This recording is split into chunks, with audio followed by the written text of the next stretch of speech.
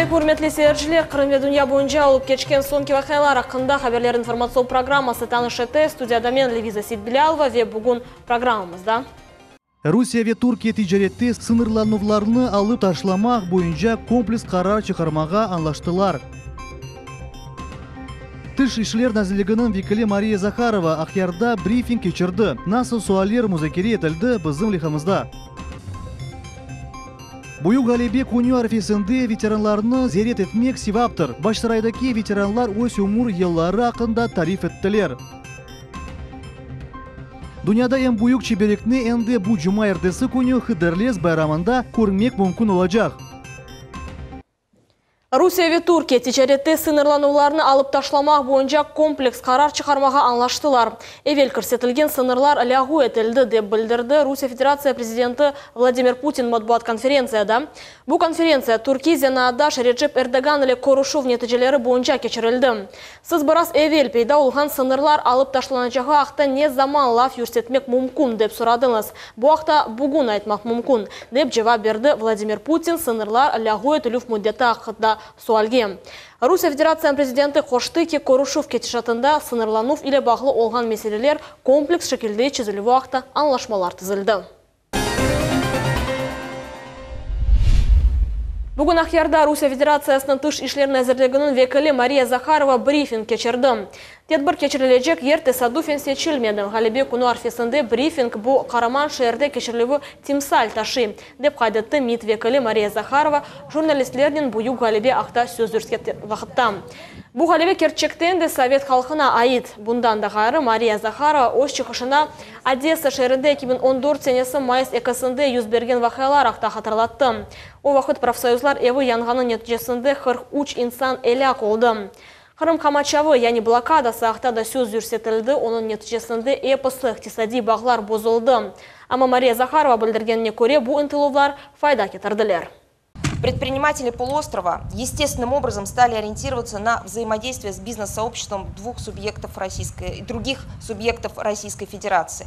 С введением в эксплуатацию автомобильного и железнодорожного моста через Керченский пролив, строительство которого ведется ускоренными темпами, такие связи только усиливаются, и они будут крепнуть в будущем. Энергетическая блокада, которая была организована при молчаливом согласии украинского руководства с запрещенными в России экстремистскими организациями «Правый сектор» и так называемый Меджлис крымско-татарского народа путем прямых террористических актов, подрыв опор ЛЭП, привела к ускоренному запуску энергомоста между Крымом и Кубанью. На днях власти Украины заявили о вводе в строй дамбы, перекрывающей подачу Днепровской воды в Крым. Как сообщалось, данное сооружение призвано якобы выполнить важную геополитическую миссию. Бессмысленность такого шага, она очевидна, поскольку эта вода на полуостров не поступает с весны 2014 года. Крымчане научились обеспечивать себя водой из других источников. Глядя на действия украинских властей, просто невозможно задаться вопросом, кому, собственно, вы пытаетесь нанести больший урон? Hatırlatamız Tunev'in iki devlet liderleri Vladimir Putin ve Recep Tayyip Erdogan koruştular. Koruşuv ketişatında iki devlet arasında bağlar eğilişkeni haqda belli oldu.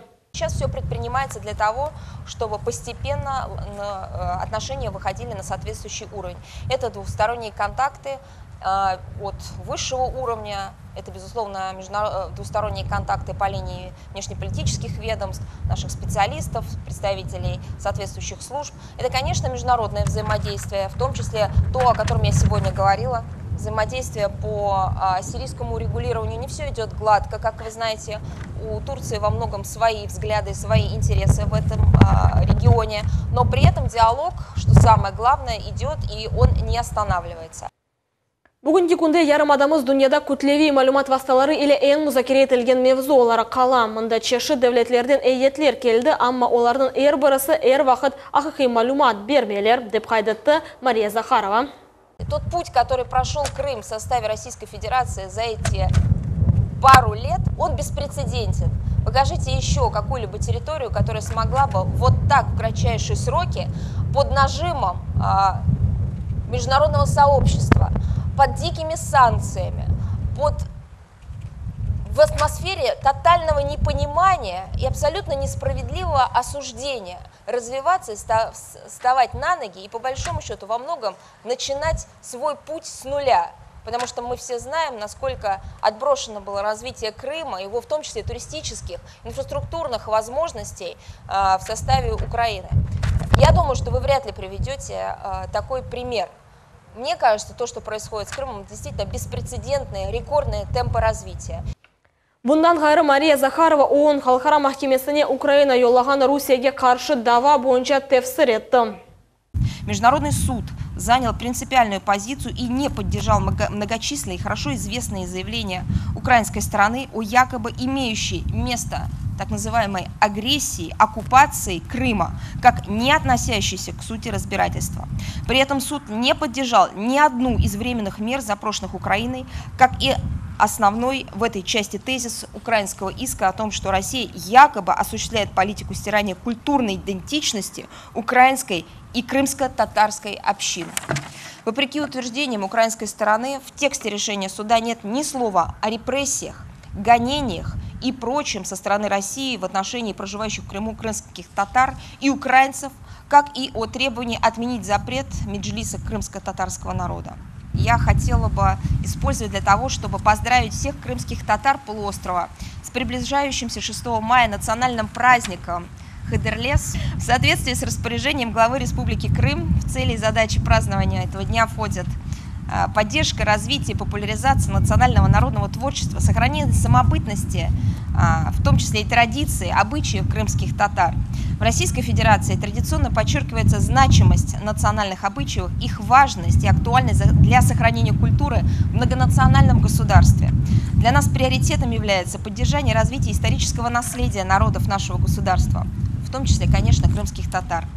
В связи с этим я сердечно поздравляю всех крымчан, и особенно татар Крыма, с праздником Хыдырлес, днем празднования весны и земледелия в Крыму.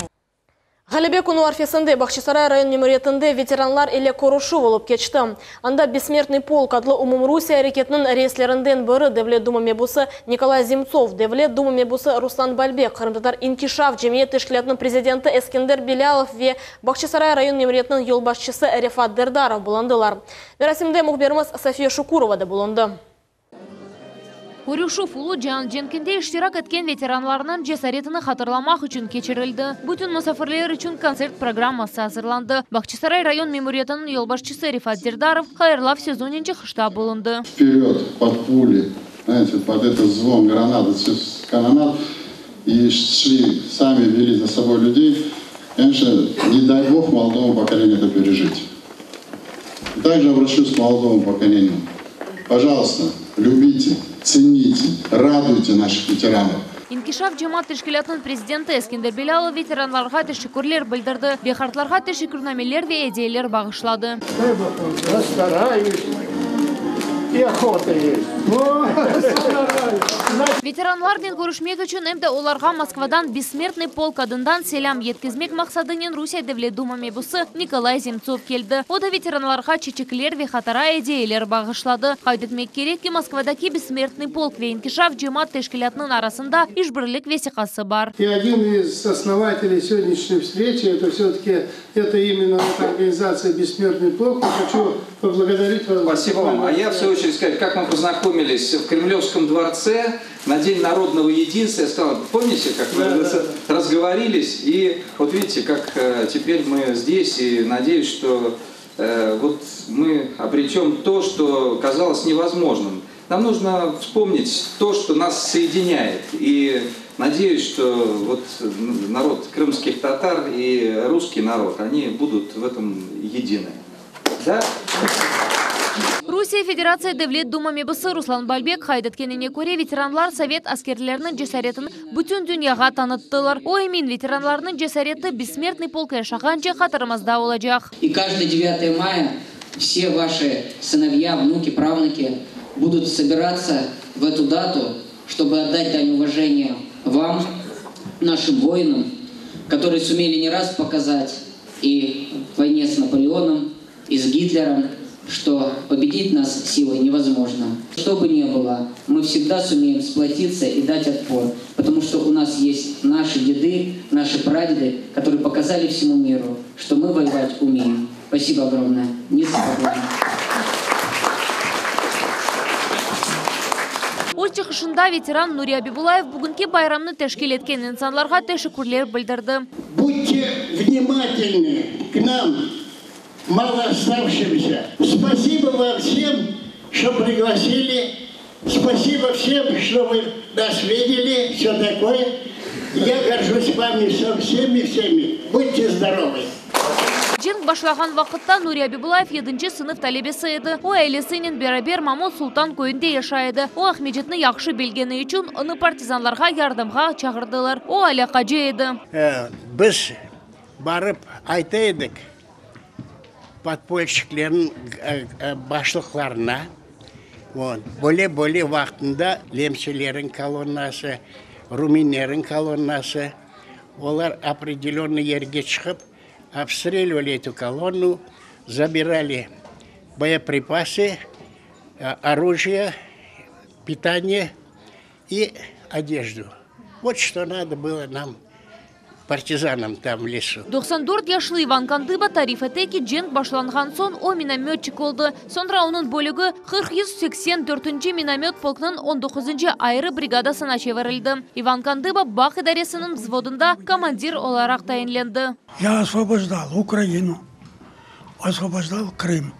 28 апреля 1944 года под Балаклавой меня при штурме Сапун-горы ранило. Лечился в Пятигорске, кончал службу в Севастополе и демобилизовался в 1944 году.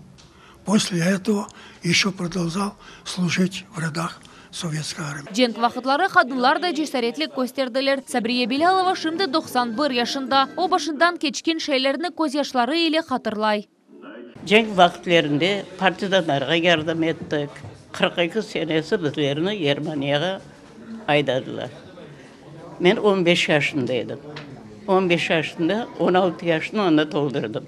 Anda Kazayka'da 3,5 yıl çekiştik. Sonra musafirler 95 yaşlı Rifat Sadridinovға yol aldılar. Анда олар Арби Забит зенит артиллерия командиры ile konuştular. Туфған Қырым татар тілі ожасы olmağa arzu etken Rifat Sadridinovны 20 yaşlı yigitni 1941 senesi Axyar зенит артиллерия оқу yurtuna çağırdılar. Onun beraber anda 75 Қырым татар студент hizmet eteydi. 5 ay hazırlıktan son olarını cebege yolladılar. İkinci Can Cenkinin en katlı uruşlarından biri Kurskaya Duga uruşundan son batareyanın şahsi terkibinde 75 adamdan tek 15 sağ kaldı. Batareyanın başında 21 yaşlı Rifat Sadridinov bulunaydı. O tığ kalganlarını düşmandan horçaladı. Ben dedim ballarına, ne bizi kurtulmak gerek. Nasıl kurtulasın? Dedim nemse organ, nemselerden urbalarını kiyemiz de nemselerle beraber ketemiz. Kaskalarını unutmayın. Öyle etip biz temsilen beraber 11 kilometre kettik. İtiran Nizoran'a bardak. Biz tuttular. Belediler bunu tuttular. Lakin belediler sonundan belediler. Biz Sovet hükümetine özümüzün demezdi. Batareya askerleri göstergen mertlik için olarını harbi mükafat, yani Kızıl Bayrak ordeni ile takdirlediler. Herkesini tek komandir Rifat Sadridinov takdirlenmegen kaldı. Sonra belli oldu ki o vakit endi sürgünlük akta emir imzalangan edi. Ama bugün veteranға o kazangan ordeni tapıp kaytarmağa vade ettiler. Sadridinov Ришат, солдат, крымский татарин, напоил чаем, рассказал удивительные совершенно истории своего боевого пути, как он, переодевшись немцем, выходил из глубокого тыла и вывел 15 солдат своих. И за это был представлен к награде. Эту награду мы будем искать. Надеемся, что эту награду нам удастся найти, потому что она было бы справедливо, если бы она вернулась к нему на грудь. Devlet Думами бусы Руслан Бальбек хайдаткеніне көре, ағыр женк еларында ветеранлар бірлешіп, ватанымызны қорчаладылар. Бүгін оларның ибретіні біз текрарламақ ве бірлікте олмақ керекміз. Хотелось бы, чтобы мы это единство сохранили как залог всех наших побед. Поэтому наши ветераны – это наша гордость, это наша честь. Сегодня, соприкасаясь вот с этими подвигами, с нашими ветеранами, заряжаемся их подвигом, заряжаемся их славой. Бахчисарай дженк ветеранлары джемат тешкилятның рейсы Николай Пукшин тариф етеке Ришат Садриддиновның evinde осық болуна. Оймин, Қырым татарларға насип олған эпосы мүкафатлар мұтлақа тапылыр. Орден Красной Звезды, орден Отечественной войны первой и второй степени, 2 медали за отвагу. Медаль за отвагу просто так не дается. Я знаю, что сейчас работают комиссии из крымских татар с архивами. И уже нашли очень много представлений на героев Советского Союза. Так? 24 человека. Видимо, найдут и остальные представления. И рано или поздно награда всегда найдет своего героя. Ватан üçün өз жаныны аямаған инсанлардан яш несіл ибрет алмақ керек. Оларның жесіретлеріні біз іч бір вақыт ұнытмамыз. София Шукурова, Рамазан Аливапов, Миллет үшін. Киевде майысының 9-ында бессмертный полк адлы акция кечірлігіне кедер етмеге ниет еткен Украин националистлеріні олардың ғайеви фікірдешлерінден Гитлердің ұжым ететелерден фена вазиет беклей. Де білдірді РИА хаберлеріне Devlet Думами бұсы Руслан Бальбек. Эвель хабер етілгені еді ки добровольческое движение ООН адлы гонурлы тәшкилатның лидері Николай Каханевский Киевде бессмертный полк акциясының кечірлігіне Украин националистлері кедер етмеге тырышқанлары ақында білдірген еді.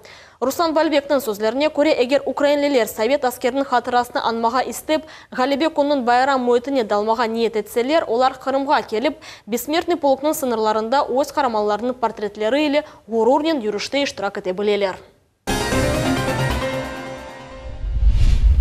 Қырымтыдар Қыдырлес байрамыны парлақ концертнен, спорт турнирлернен, век халық ойынларынен қайды тәжеклері. Бұндан ғары майыс 6-сында дүнияда ән балабан чибере қаурылачақ. Тешкілі комитет байрам кечірілежек ерде сон кенетежеви чехыш мушавересіні кечірділер. Азырлықлар юксек севейді кечірілем. Тәфсілетлар иле Султаниси Такаева. Бахчисарай районының Севастьяновка көйіне яқын ерде Шахерезада медени әгленче меркезі янында Умум Қырым Қыдырлес байрамының тәшкіл етілуіне қарарлы эпосы тарафларының векілері топландылар. Қырым Жумхурия Девлет Шурасының рейс муавины Ремзи Ильясов қайдытты ки Қыдырлес тек Қырымда қайдытылы. Шу себептен әкимет тарафындан бұл байрамға айры диқат айырыла. İştirak etmeye gerek, milletin beraber olmaya gerek, milletin arasına yürümeye gerek. Bunda milli yırlar, milli oyunlar, Kırım Tatar tili, böyle deyip aytayım, Kırım Tatar terbiyesi bunda. Bizler bunda tamır halkımız. Bu bizim vatanımız deyip aytayımız. Geliniz işte. Geleyik, oynayayık, şenleneyik, göstereyik ve hepinizini komşular olsun, soy-soplar olsun davet ederiz. Ben böyle desem. Нақлие тәшкіл етілуі, электрик мәселелері, мұсафірлерінің ве iştirakçilerin қавсызлығы, тижарет тәшкіл етілуі, сана ве чадырлар ерештірілуі, балалар үшін мейданлар азырлануы. Эпосы бұл мұйым суаллер енді чезілді. Бұл ақта Қырым Жумхуриет милеттер ара мұнасибетлері ве сүргін олынған гражданлар ішлері бойынша Девлет комитетінің рейсі Заур Смирнов білдірді. Конечно, здесь очень большую роль играет местная Бахчисарайская районная администрация, районный совет. И очень много функций ложится как раз таки на них. Но кроме этого, естественно, и Министерство культуры, и Министерство спорта, Министерство топлива и энергетики, транспорта. Все наши ведомства, с которыми мы фактически рука об руку вот эти 3 месяца готовили мероприятия. И сегодня фактически нам уже докладывают о полной готовности. Поэтому мы с удовольствием ждем уже 6 числа гостей, полностью обеспечиваем транспортом. Полностью будет обеспечена отправка домой организована. Здесь, конечно же, ждет высококачественная профессиональная музыкальная программа, здесь будет кухня, здесь будет общественное питание, здесь будут ремесла, детские аттракционы. Поэтому все сделано для того, чтобы праздник состоялся на очень высоком уровне и был гордостью не только республики, но и всей России. Шымдыкы вақытта тешкілетчілар байрам программасы үзерінде çalışалар. Тедбір әлбетте эпосы мұсафірлеріні қуандырмақ керек. Бахчисарай район беледие тешкілетінің елбашчысы, Бахчисарай район шурасының рейсі Рифат Бердаров айта ки, ел-елдан бұ хожаман байрамға азырлықлар яны севейге көтеріле. Шымдыкы вақытта енді территория азыр весана ерлештіріле. Сегодня мы реально видим, что территория готовая, народ воодушевлен.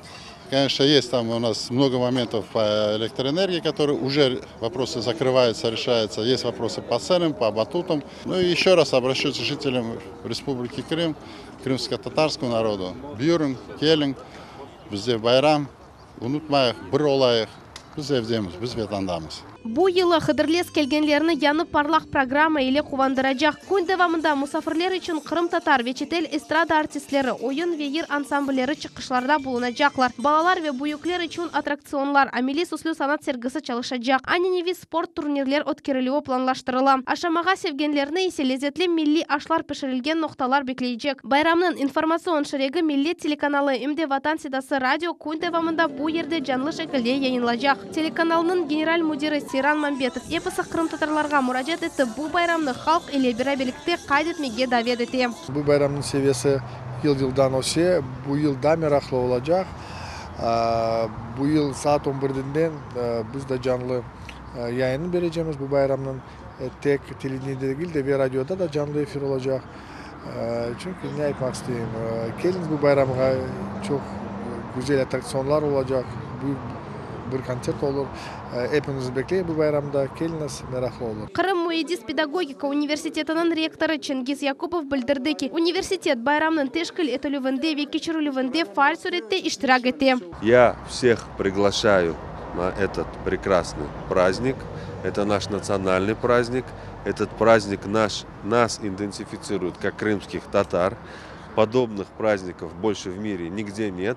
Поэтому всех призываю принять активное участие в этом нашем общем деле. Қайдетмек керек ки, Қырым татар хыдырлес байрамы черчевесінде дүнияда ең балабан чеберек қавырылacak. Чеберекнің ұзынлығы 3 метр, кенлігі есе 1,5 метрні тешкіл етecek. Оның пішірілуіне 20 килограмм ет, 2 чувал un ve 150 литр яқ керек olacak. Рекорд чеберекні сақ иш адамы Эмиль Алеев бірінші чеберек хани ишханының ашчыларының бірабер пішірецеклер. Кожаман байрамда иштирак еткенлер Мурат Хагалегов, Аслан Гусейнов ve әлбетте Қырым ve Хайтарма кебі Қырым татар халық ансамблері, Қырым татар театры ve эстрадасының артистлері бұл күн девамында эпосы Қырым сәкенлері үшін ақиқи байрам яратacaklar. Султания Истакаева, Энвер Аблезец, Миллет үшін. Крым троллейбус яны 17-ci санлы маршрутны ишке қошты. О аэропорттан Хошкелді қасабасына ачы қатнай. Майысының учындайын троллейбус енді сынав низамында çalışмақта. Ахмеджет шер сәкенлері яны маршрутқа насыл баққанлары ақта мұхберіміз Алиме Кайбулаева біле. Дурақта бекле вақтыны экселтмек кереклі ерге тез ве оңайтылы шекілде барып чықмаға енді сәкенлерінің имканлары бар. Пайдақның сәкенлері үшін кереклі яңы маршрут ішке қошылды. Майысының учинден яңы 17-ci троллейбус Авалимандан Хошкелді қасабасына қатнай. Ойер күн саба саат 7-ден ақшам 7-ге же çalışа. Билетнің фияты дигер троллейбусларда олғаны кібі 12 рубле.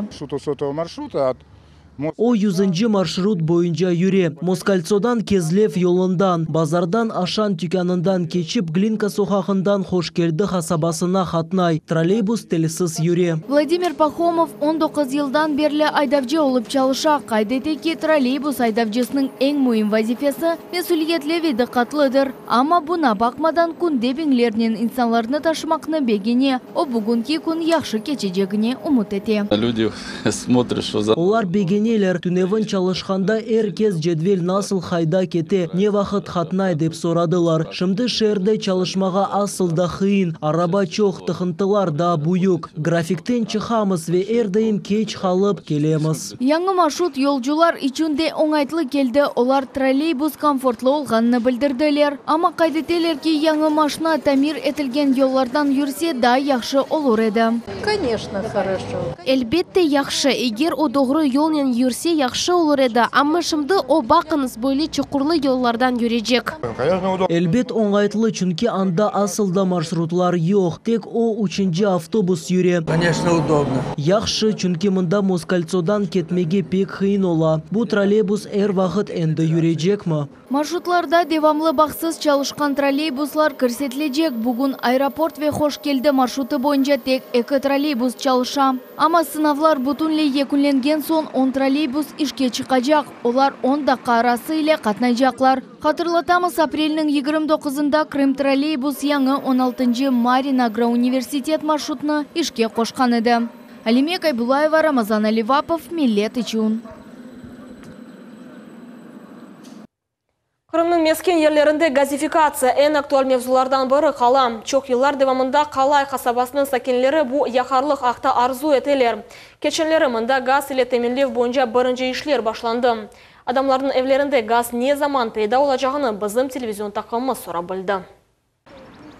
Bizim kvartiramızda ise gaz. Jankoy rayon Қалай қасабасының сакенлері бала мультфильмден bu meşhur ibareni tekrarlap olamaylar. Bu mesken yer gaz ile temin etülüvini sakinler çok yıllardan beri bekleyler. Elmira Nafeeva 1988 seneden beri Қалай kasabasında yaşay. Bu devirde sıcak temin etülüvinin bağlı olgan çok meselelerge rast geldi. Ayta ki geçken senenin dekabr ayında tranşeyalar kazılıp ve borular yerleştirilip başlangan edi. Mesele çözüleceğine umut peyda oldu. Lakin endi ağımdaki senenin mart ayında işler toxtatıldı. Mart ayında 20 günleri iş toxtatıla bizge bu senege 1 ruble bile ayrılmadı de bildireler. Hadimler şeylerini topladılar ve kettiler. Biz aman 30 yıldan beri gaz beklep yaşaymız. Bundan gayrı yerli sakinler sakınalar ki bu yer gaz ile temin etilse küçük koller bundan çette kalarlar. Они сейчас провели трубы вот здесь. Олар şimdi merkezde borular koydular. Kasaba şurasını, hastahaneni, balabakçasını ve muzika mektebini kaplap aldılar. Kalgan köylerini ise koşmadılar. Ulu Vatan Cenkı'nın iştirakçısı Nifakacı Gulyara Süleymanova 2004 seneden beri kasabanın gazifikasiya meselesinin faal surette uğraşa. Kaydete ki şimdiki fiyatlarının gerekli kadar odun ve kömür almağa nifaka yetişmi. Gaz geçirmek için yerli sakinler ta Ukrayna devrinde para төлейdiler. Her şey geçmişke daldı ve netice yok. Ve şimdi de çok ısık köy sakinleri endi gaz boruları yerleştirilüvü için para төлediler. 30 000 израсходовала. 30 bin masraf ettim, kapık topladım, batareyalar aldım, отопление geçirdim. Ama görgeniz gibi netice yok. Çalışıp başladılar, sonra para yok deyip toplandılar ve kettiler. Sakinler kaydeteler ki yakın yerleşken köyler ehalisi büyük olmasa bile anda çoktan gaz geçirildi. Beklenilgen yakarlık Қалай kasabasına gelip yetamay. Mında ise 4000'den ziyade insan yaşay. Мирновка, но это Мирновка 1259. Мирновкада gaz бар, Кондратьевада 803 adam yaşay ama gaz бар, Тимофеевкада 414 adam yaşay ama gaz бар, Novokrimkada 1000 adam gaz бар. Bizde ise 3650 adam ve bu meseleni daima aylanıp geçeler. Biz rayon memuriyetine müracaat ettik ve mezkur kasabada gaz meselesi nasıl basamakta olganı ile meraklandık. Jankoy rayon memuriyetinin başı Alexander Bacharov kaydetkenine göre şimdiki vakitte gaz ağının birinci ve ikinci nevbeti kurulup biteyata. Это первая, вторая очередь. Birinci ve ikinci nevbet bu kasabanın şimali kısmı. Tahminen 1000 abonent bu ağa koşulacak. Bu ihalenin 4'ten 1 payı. Bütün kasaba gaz ile taminlenüvü 2018 senege planlaştırıla. Denişmeler oldu. Belli olganı gibi 2020 senegece Kırım'ın episi meskengerlerine gaz geçirmek planlaştırıla. Şimdiki vakitte Kırım'ın meskengerlerinin 73% bütünlüğü gaz ile temin edildi. Султания Истакаева, Рамазан Аливапов, Милет Ичун. Şimdilik bu olgan malumatlarımız edi. Haberlerinin nevbetteki çıkışını kaçırmanız. Biz ile olunuz. Görüşmek üzere. Sağlıklı kalınız.